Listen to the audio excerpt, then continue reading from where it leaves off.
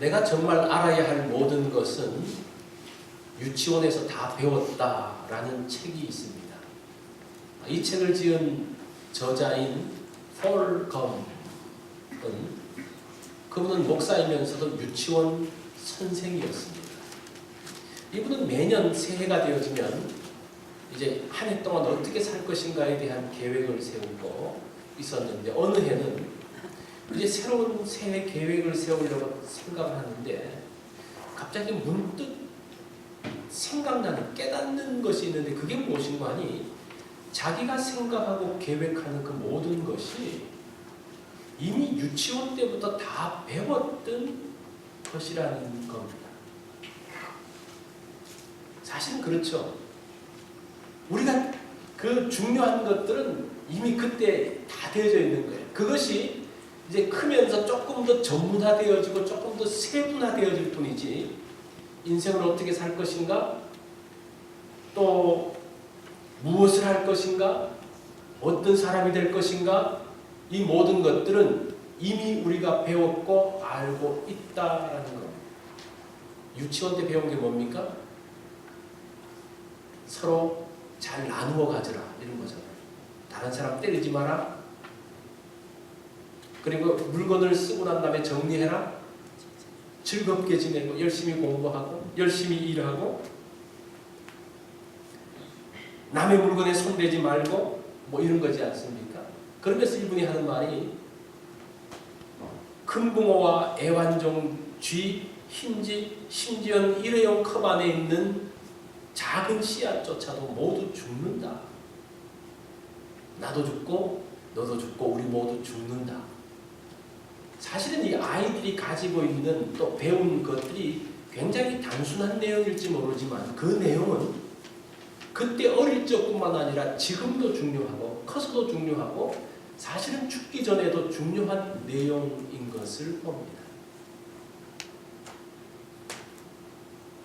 자, 그래서 우리는 어린 시절에 무엇을 배우고 어떤 내용을 배웠느냐가 중요해요. 어릴 적에 아이들이 다 똑같은 내용을 배우는 게 아닙니다. 각 가정마다 자기가 자란 그 배경 가운데서 다른 내용을 배운다. 어릴 적에 배우고 알고 믿었던 것이 어른이 되고 난 다음에도 그대로 그 배운 대로 살기 때문입니다. 한국의 그 어머니들, 부모님들은 아이들에게 이렇게 이야기합니다. 우리는 너의 행복을 위해서 모든 것을 희생하겠다. 너는 꼭 성공해서 행복해라. 이 아이들이 그 말을 듣고 자랐어요. 이게 얼마나 감동적인 이야기입니까? 그런데 이 아이들이 어떤 것을 들었습니까? 야, 우리는 희생하고 우리는 어떻게 해도 좋으니까 너만 행복하면 돼. 근데 아이들이 그걸 배우면서 뭘 생각합니까? 자기만, 그 인생의 목표가 자기만 행복한 거예요. 자기의 행복을 위해서 삽니다. 자신의 행복을 위해서 부모가 희생당하는 것 당연한 것처럼 생각을 합니다. 여기서 한 걸음 더 나아가지고 나의 행복을 위해서라면 다른 사람을 희생시킬 수도 있다는 데까지 발전하게 되어집니다. 이것이 사실은 지금 한국의 문제입니다. 그 부모들이 정말 고귀한 사랑을 그 희생을 했음에도 불구하고 이 아이들에게 잘못된 메시지를 준 거예요. 너만 행복하면 돼. 너만 성공하면 돼. 우리는 어떻게 해도 괜찮아. 그것이 머릿속에 콕 박혀가지고 누구만 생각하는 거예요? 자기만 생각하는 거예요.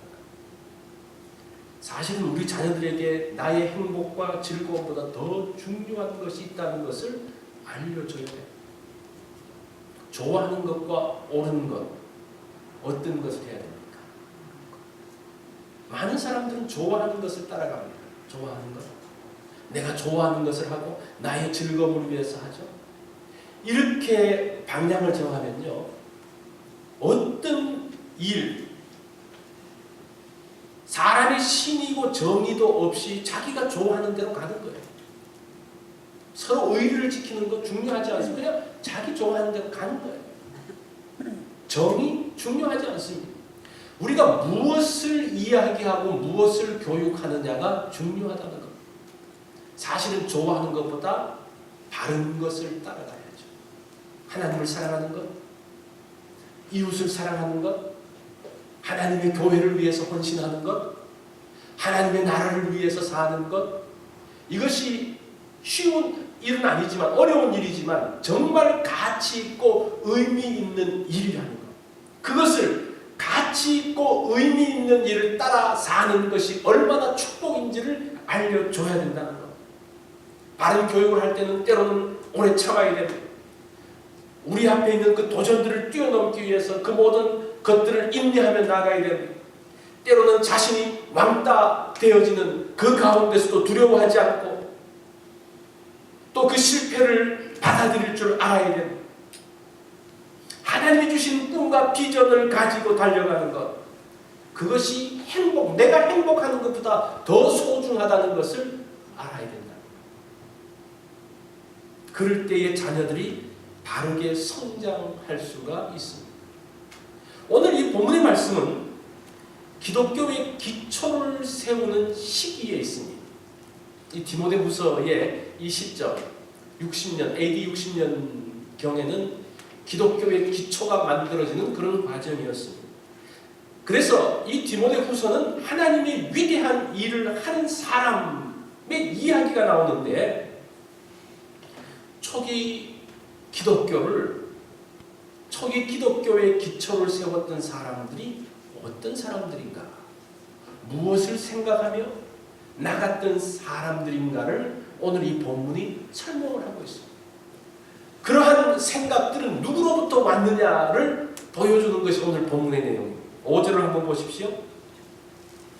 이는 내 속에 있는 거짓이 없는 믿음이 있음을 생각함이라. 이 믿음은 먼저 내 외조모 로이스와 내 어머니 유니게 속에 있더니 내 속에도 있는 줄을 확신하노라.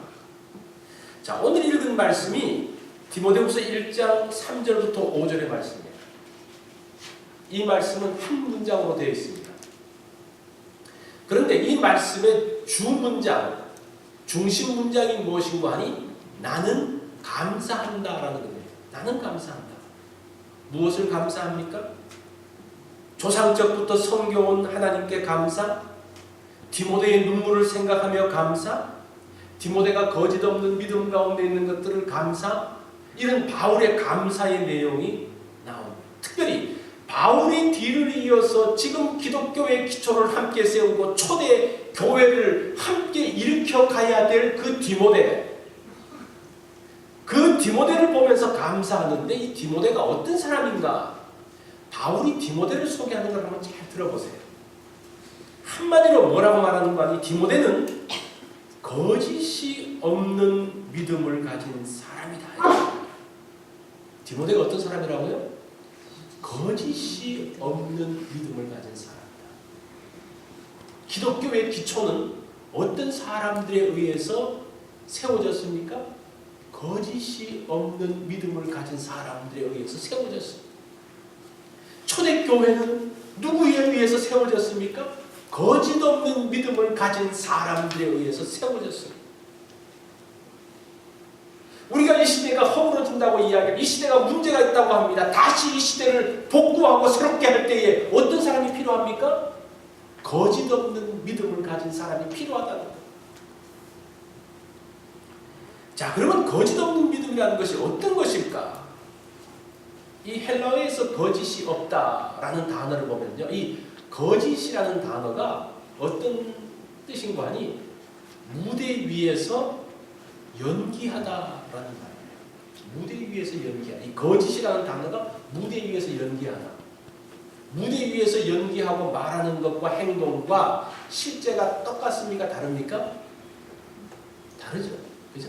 거짓이라고 말할 때는 위에서 말할 때하고 밑에서 말할 때가 다르고, 위에서 행동할 때하고 아래가 행동할 때 다른 게 거짓이에요. 근데 거짓이 없다라는 말은 뭡니까? 연기하지 않고 위선적이지 않고 똑같아, 동일하다는 그런 말입니다. 그래서 이 거짓 없다라는 이 단어가 영어에서는 어떻게 쓰는 거 하니 sincere라는 단어로 씁니다. sincere, 성실한 그런 뜻이에요. 이게 라틴어에서부터 왔는데 이게 어떤 뜻의 배경을 갖고 있는 거 아니? 밀랍초를 바르지 않다라는 그런 뜻이 있습니다. 밀랍초를 바르지 않는다. 이 그릇을 만들 때, 도자기를 만들 때에 잘못 만들어서 도자기 금이 이렇게 갔어요. 그러면 이 금이 가면 어떡합니까? 깨면 아깝잖아요. 그죠? 그래서 이걸 어떻게 복구하는가? 이 밀랍으로 이 금이 간 부분을 이렇게 메꿔요.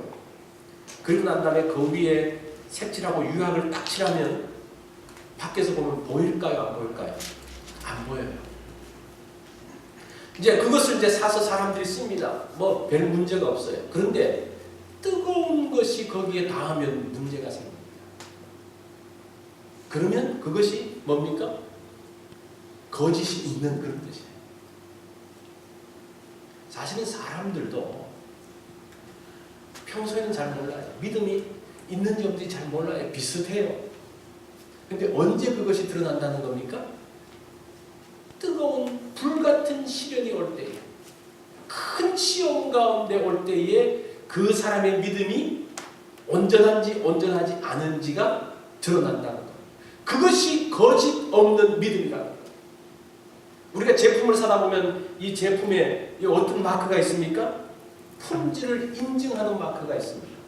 아, 이거는 믿을 수 있습니다 라고 국가에서 인정을 딱 해주는 게 있습니다.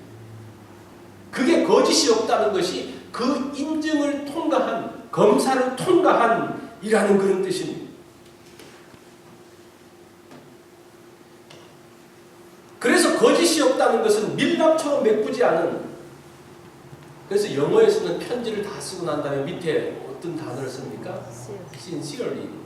이게 그런 뜻이에요. 거짓이 없다. 그런 뜻입니다. 디모데가 가진 믿음이 이런 믿음이다. 지금 초창기에 하나님의 교회를 세우는 그 믿음의 사람들이, 하나님의 사람들이 어떤 사람이라는 겁니까? 하나님의 그 모든 것들을 검사를 합격한, 통과한 그러한 믿음의 사람들을 통해서 그 일들을 했다는 것. 우리가 길러야 될 자녀들이 어떤 자녀들입니까? 거짓 없는 믿음 가운데 있는 자녀들입니다. 이 자녀들이 정부에, 거짓 없는 믿음을 가졌던 자녀들이 정부에 들어가면 국민들은 안심합니다. 이런 아이들이 성장이 되면 어떻습니까? 안전하게 배를 타고 위험한 가운데 들어갔더라도 사람들은 완전 안전하게 빠져나올 수가 있습니다. 거짓이 없는. 우리는 이처럼 거짓 없는 믿음을 가진 사람들을 만들어야 됩니다.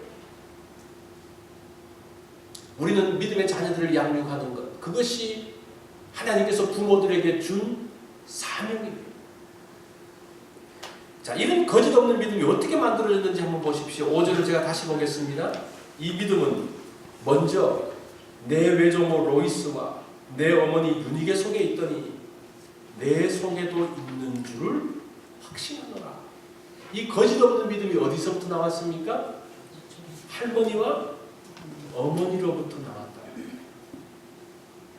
그 거짓 없는 믿음의 유산이 부모로부터 또는 할머니, 할아버지로부터 흘러서 간다라는 것. 이 말씀은 아주 중요한 내용을 담고 있습니다. 거짓 없는 믿음의 사람을 기르려고 하면 어떻게 기릅니까? 그 부모의 믿음이 먼저 서야 된다. 야, 너 왜 그렇게 못해? 아이들 보고. 왜 이 아이가 잘 못하고 있어요? 부모가 지금 사실 그걸 보면서 자녀는 부모의 거울이라고 합니다. 자신들의 모습을 보면서 어떻게 해야 될지를 봐야 됩니다. 부모들은 자녀들에게 무엇이 가장 가치 있는지를 보여줘야 돼요. 어떤 것이 가치 있는 겁니까? 6.25 전쟁 당시 1사 후퇴 때에 어떤 분이 이제 급박하게 피난을 가야 되는데 무엇을 가지고 가야 될까 생각을 해본 거예요. 어떤 거를 가장 간편하면서도 확실한 게 뭘까를 곰곰이 생각하다가 생각해 보니까 뭘 것 같아요? 돈이구나. 그래서 돈을 한 보따리 싸들고 내려갔습니다. 그래서 부산에 가가지고 물건을 사고 난 다음에 그 돈을 줬어요. 어떤 일이 벌어졌을까요? 김일성 사진이 찍혀있는 그 북한 돈을 아무도 안 받는 거예요. 이게 지금 좀 극단적인 말을 하지만 사실은 잘 한번 생각을 해보십시오. 어떤 사람이, 어떤 부자가 죽을 때에 두고 가는 재산이 너무 아까워가지고 그걸 다 금으로 바꿔서 이제 같이 끌고 갔다고 이야기를 합니다. 그래서 이제 천국 문 앞에 탁 하니까 베드로가 당신 뭘 그렇게 무겁게 들고 오냐고. 그러니까 이 사람이 너무나 자랑스럽게 보십시오. 제가 이렇게 금덩어리를 갖고 왔습니다. 이 자루를 탁 열어가. 그러니까 베드로가 하는 말이 그 천국에서는 그 금덩어리는 아스팔트를 깔 때 쓰는 거야. 기껏 보세요. 세상에서는 이게 정말 가치 있다고 생각을 했는데 천국 가서 보니까 그게 뭐예요? 길바닥에 있는 흔한 거예요. 우리가 가치 있다고 생각할 때 언제나 어디서나 가치 있는 게 가치 있는 거예요. 북한에서도 가치 있으면 남한에서도 가치가 있고 이 땅에서도 가치가 있을 뿐 아니라 죽고 난 다음에 천국에서도 가치 있는 것이 정말 가치 있는 거예요. 여러분, 정말 가치 있는 것이 어떤 것들입니까? 이것은 우리가 생각하는 것처럼 간단한 것이 아닙니다. 한번 잘 생각을 해봐야 돼요.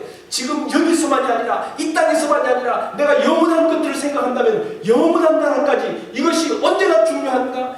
이것이 우리 아이들이 어릴 때만 중요한 것이 아니라 공부할 때만 중요한 것이 아니라 사회생활하고 가정을 이루고 나중에 죽고 난 다음에도 이것이 정말 가치 있고 의미 있는가를 생각해 보아야 된다는 것. 그것을 알려주는 것. 그럴 때에 비로소 거짓 없는 믿음의 모습이 나오게 됩니다. 그 유대인의 탈무드에 이런 내용이 있다고 합니다. 어리석은 부모는 자녀들에게 재산을 남겨주고 양식 있는 부모는 자녀들에게 지식을 남겨주고 지혜로운 부모는 자녀들에게 신앙을 남겨준다. 그 유대인들이 보십시오. 유대인들이 아브라함 이후에 지금까지 한 4,000년 정도의 역사라고 이야기를 하거든요. 그 4,000년의 역사 동안 그들이 자기 나라를 갖고 있었던 시기는 한 700년밖에 되지 않는다고 이야기합니다. 3,300년은 나라가 없는 가운데서 떠돌아다니고 포로 가운데 있고 이제 그런 세월을 살았던 사람들이에요. 그들이 그런 가운데서도 정말 오랜 동안 아무것도 없이 나라도 없이 있었지만 그들이 1948년도에 나라를 세우면서 다시 그 약속의 땅에 들어갈 수 있었던 것, 그들이 그 가운데서도 민족의 정체성을 잃어버리지 않았던 것 무엇 때문입니까? 신앙 때문이었다라고 이야기합니다. 돈이나 지식 때문이 아니었어요. 신앙, 내가 누구를 믿고 누구를 따르며 그것이 가치예요. 가치. 시편 127편 4절로 5절에 보면 젊은 자의 자식은 장사의 수중에 화살 같으니 이것이 그 전통에 가득한 자는 복되도다. 이 자녀를 화살에 비유하는데 그 화살에 비유하는 이유는 두 가지입니다. 첫 번째는 화살은 그냥 날아가는 게 아니라 목표, 타겟을 향해서 날아간다는 겁니다. 이 자녀가 화살이라면 무엇인가 목표를 향해서 날아가게 하는 어떤 목표로 날아가야 됩니까? 정말 가치 있고 의미 있는 목표를 향해서 날아가게 해야 됩니다. 두 번째 더 중요한 것은 무엇인가 하니 화살보다는 활이 더 중요하다는 거예요. 이 화살을 멀리 쏴보내기 위해서는 뭐가 좋아야 됩니까? 뭐가 좋아야 돼요? 활이 좋아야 돼요. 정확하게 가게 하기 위해서는 활이 좋아야 돼요. 이게 뭡니까? 아이를 쏘아보내는 그 활이 뭡니까? 가정이에요. 가정. 부모예요. 아이가 정확한 목표, 의미 있는 목표, 가치 있는 목표를 향해서 바로 날아갈 수 있도록 돕는 것이 누구라는 겁니까? 부모라는 거예요. 우리의 자녀들을 어릴 적부터 신앙으로 양육하는 것은 아주 중요한 겁니다. 미국의 통계를 보면 14세 이전에 예수님을 영접했던 사람이 전체 신자의 86%라고 이야기합니다. 14세 이전에. 21세 이전에 86%인데 이 침례교의 유명한 교육학자 트로트라는 분이 1200명을 상대로 조사를 해봤습니다. 그러면서 21세 10세 이전에 회심한 사람이 1200명 중에 1100명이라고 이야기해요.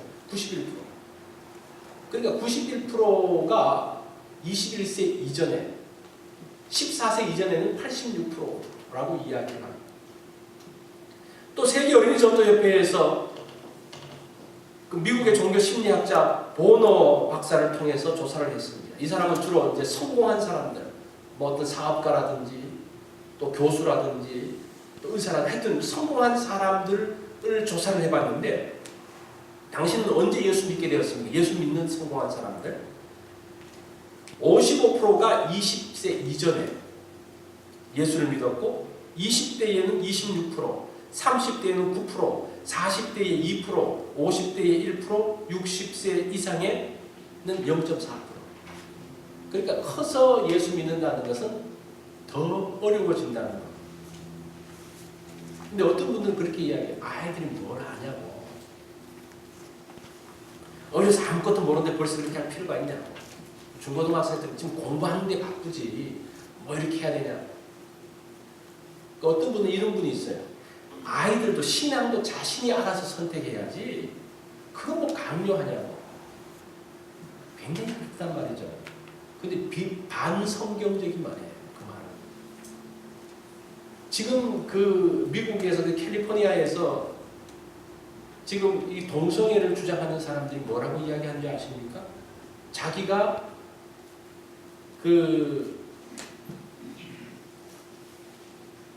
이제 어릴 적부터 동성애 성향이 있는 그 아이들을 치료하는 것을 거부하면서 뭐라는 거야? 그 선택을 자기가 해야 된다고 이야기합니다. 이 사람이 원래 죄성을 갖고 있는 존재들이에요. 여러분 보세요. 여러분들이 여러분 원하는 대로 다 할 수 있다고 그러면 좋은 일을 할 것 같습니까? 나쁜 일을 할 것 같아요? 의미 있는 일을 할 것 같아요? 내가 좋아하는 일을 할 것 같아요? 우리는 죄성을 가진 사람들이에요. 그걸 인정해야 됩니다. 그런데 굉장히 내가 뭔가 고상한 것처럼, 내가 어떤 선택을 해서 하면 굉장히 고상한 것처럼 나올 것 같은데 그렇지 않습니다. 특별히 아이들은 그렇지 않아요. 잠언 22편 6절에 보면 마땅히 행할 길을 아이에게 가르치라 이렇게 해요. 이게 성경적이에요. 그러면 늙어서도 떠나지 않을 것이다. 아이에게 가르치라고 이야기합니다.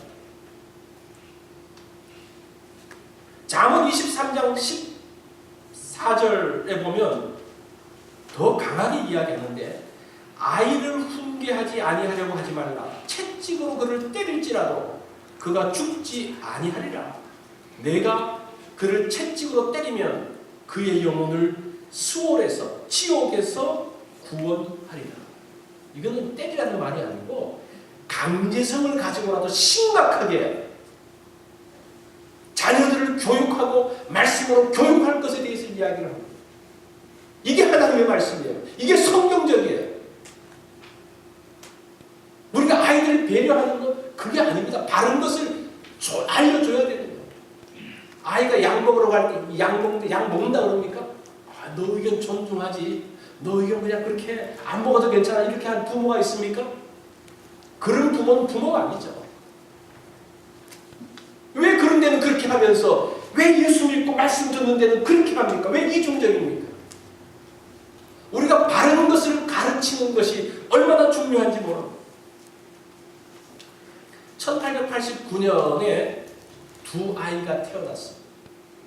한 아이는 오스트리아가 아니고 오스트리아에서 그 오스트리아 부부 사이에서 태어났습니다. 이들 부모는 사촌 남매 간에 결혼을 했던 어떻게 보면 불법적인 그런 부부였습니다. 그 아버지는 성격이 급하고 그런 사람이었고, 어머니는 주부로서의 일이나 어머니로서의 일보다는 바깥에 나가서 사교 생활에만 흥미를 느끼면서 매일 나다니는 사람이었습니다. 그 남편이 죽자 이 부인은, 그 아이 엄마는 이 아이를 알코올 중독자인 숙모에게 맡기고 그냥 도망가 버렸습니다.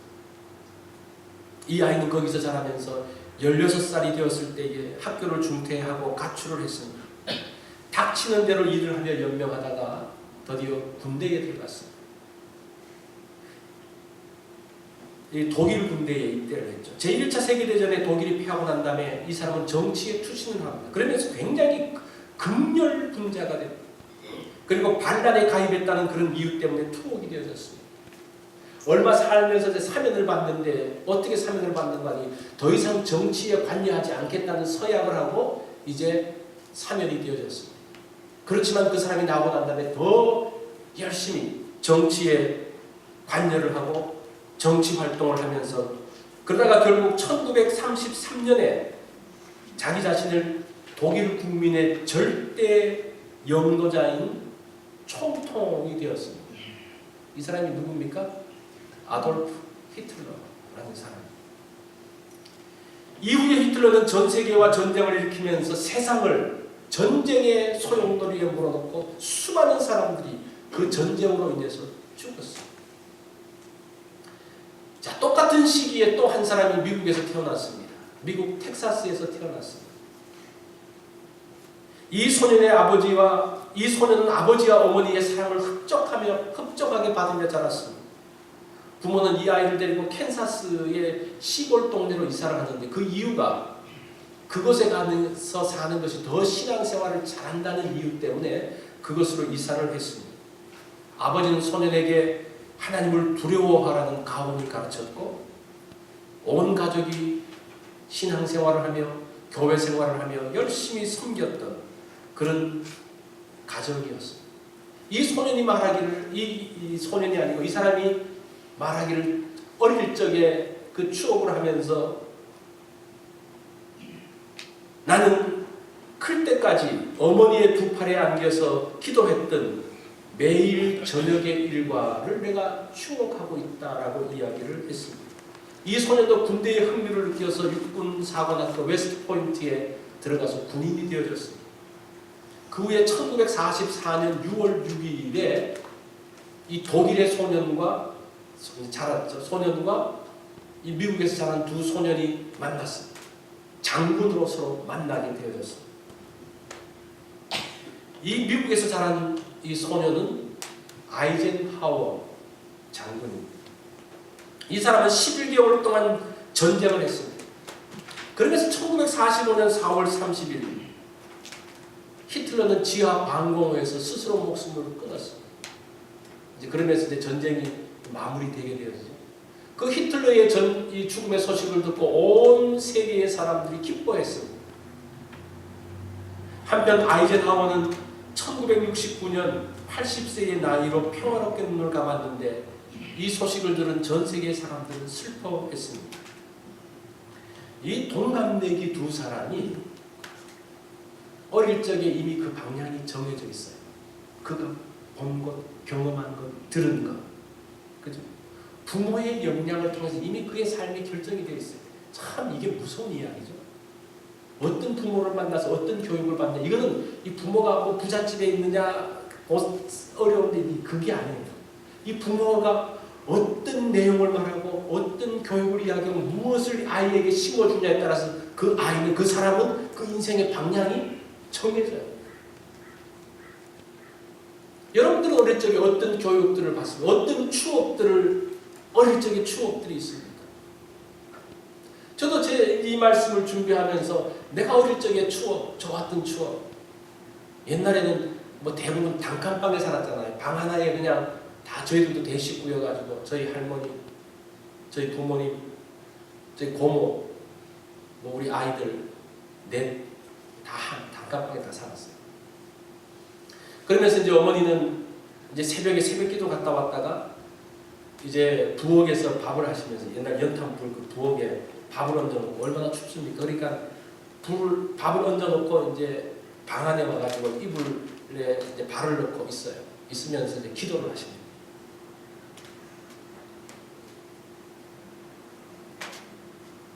그래서 이제 그 막 기도를 하면 우리는 이제 그 기도 소리를 들으면서 잠을 깹니다.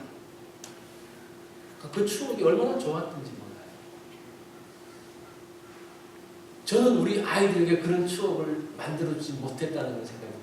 이 방이 다 각방이 있으니까 이게 참 좋은 건지 어떤 건지 잘 모르겠어요. 어쨌든 또 다른 추억이 있겠죠. 그죠? 저와 또 다른 추억이 있겠죠. 그 추억이 하나님을 향하게 방향이 정해지는 거예요.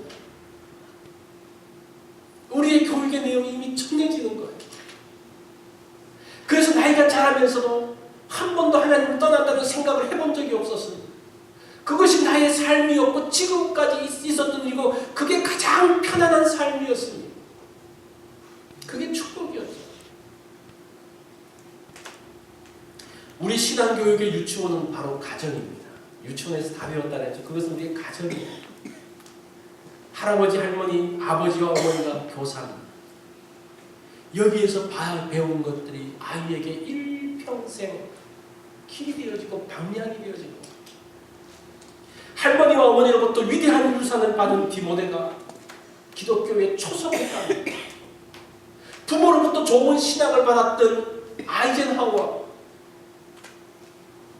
그분은 세계가 전쟁의 위험 가운데 있을 때에 그 인류를 위험 가운데서 건졌던, 사람을 전쟁의 그 위험 가운데서 몰아넣었던 사람이 아니라 그 전쟁의 그 회오리 가운데 있는 사람들을 건져냈던, 그 어릴 적에 배웠던 그 가치, 그 기준, 그 내용을 따라 사는 거예요. 여러분들은 여러분들의 자녀들에게, 또 여러분들 후손들에게 어떤 유산을 남기겠어요? 부모가 자녀에게 남길 수 있는 유산은 위대한 것. 돈을 남기는 게 아니라 그 삶의 내용을 남기고 신앙을 남기고 정신을 남기는 것이 위대한 유산입니다. 여러분들 오늘 이 말씀을 보면서 이미 자녀를 다 기른 분들도 있겠죠. 그러나 기회가 있어요. 우리의 손주들도 있고 또 다른 그 아이들에게 어떤 가정에서 어떤 영향을 미칠 것인가를 한번 생각해 보시기 바랍니다. 오늘 우리가 이런 말씀들을 생각하면서 한번 주님 앞에 함께 나아가는 그런 시간을 갖도록 하겠습니다. 우리 다 같이 기도하겠습니다.